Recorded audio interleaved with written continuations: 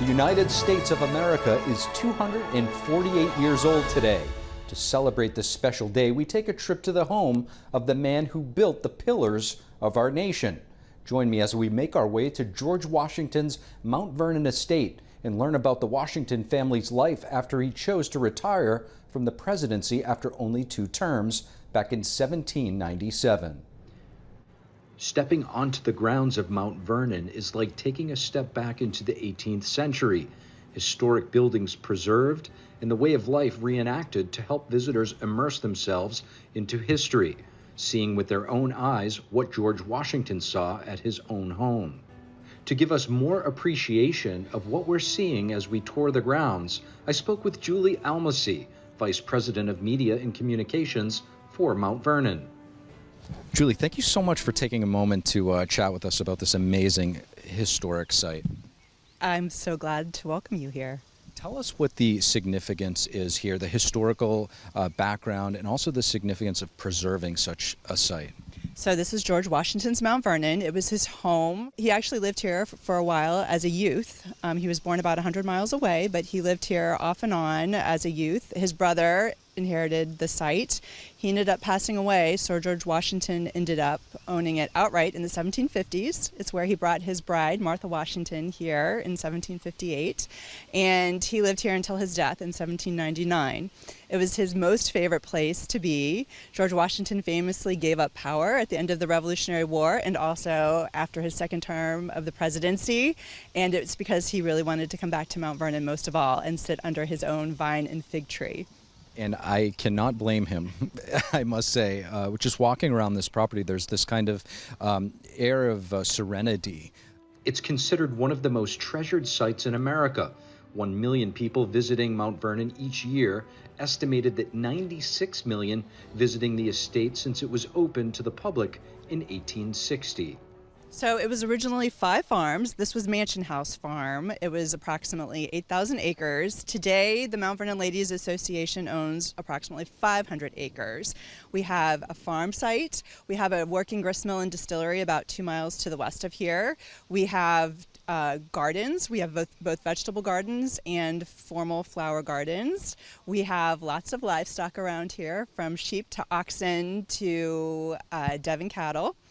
We have a 16-sided barn down at our farm site where guests can see horses utilizing technology of the age, which was separating the wheat from the chaff. Interpreters bring the farm to life by demonstrating what life was like in the 18th century. Different activities happening each day. Visitors get a peek at what it's like cooking over a fire, shearing sheep, and harvesting crops. There are even demonstrations of Washington's farming and fishing practices. George Washington loved farming and he loved innovation, so he considered himself a farmer first and foremost. He was one of the first to recognize that tobacco depleted the farmland in Virginia, and he switched to wheat, which is why he had a gristmill and distillery, and was actually, fun fact, one of the largest whiskey distillers at the time of his death. He produced 10,000 barrels of whiskey in 1799.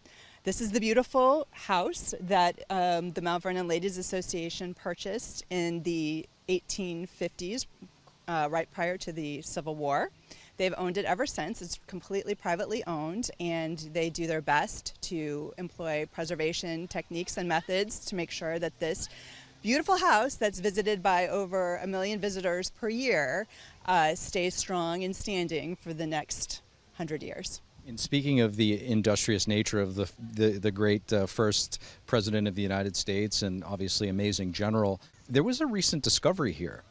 Tell us about that. There was indeed. As I mentioned, there was a revitalization happening at the house, and because of that, we are putting some of our air conditioning and HVAC systems in ductwork underground. So our archaeology team is deployed anytime we do any kind of digging and construction on the property to make sure that there's nothing that has remained uncovered, and thank goodness we do that, because the archaeology team was digging in the cellar and they found 35 bottles, intact bottles with preserved cherries and other berries. It's amazing and astonishing to have organic material from the 18th century. They believe that it was probably put in the ground, buried in the ground as a preservation technique in 1775. And typically something like that would go to the general's table, George Washington's table. He was not general at the time because in 1775, in June, the Second Continental Congress asked George Washington to take command of the Continental Forces.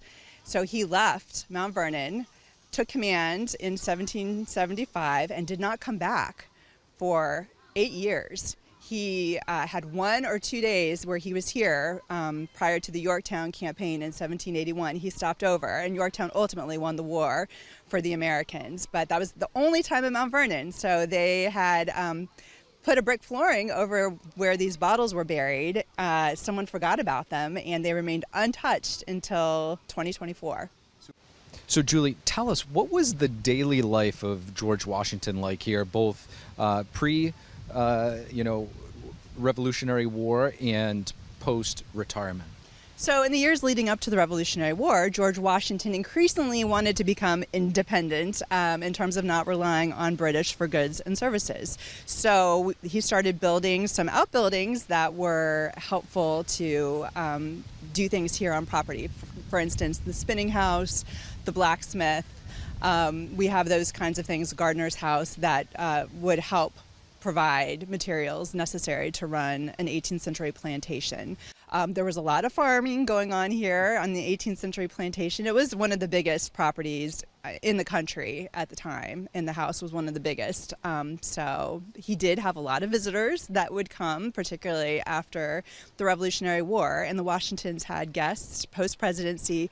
I think it was every night but one. They were constantly having guests come visit them at Mount Vernon, and in those days you just needed a letter of introduction to be housed overnight or to sit at the general's table. In fact, some could argue that might have led to his demise because he would go around and inspect his properties every day on horseback, and it was raining in December of 1799, and he had inspected all of his properties, came to lunch a little bit late in his wet clothing and did not want to change because the guests were at the table. So he sat and ate in wet clothing and ultimately came down with an infection of the throat, quinsy at the time, epiglottis is what we call it currently, and ultimately killed him.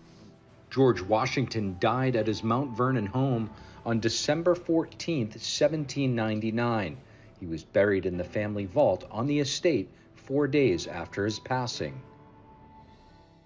Thank you for watching the Capitol Report. If you want to see our full broadcast, check us out at epochtv.com.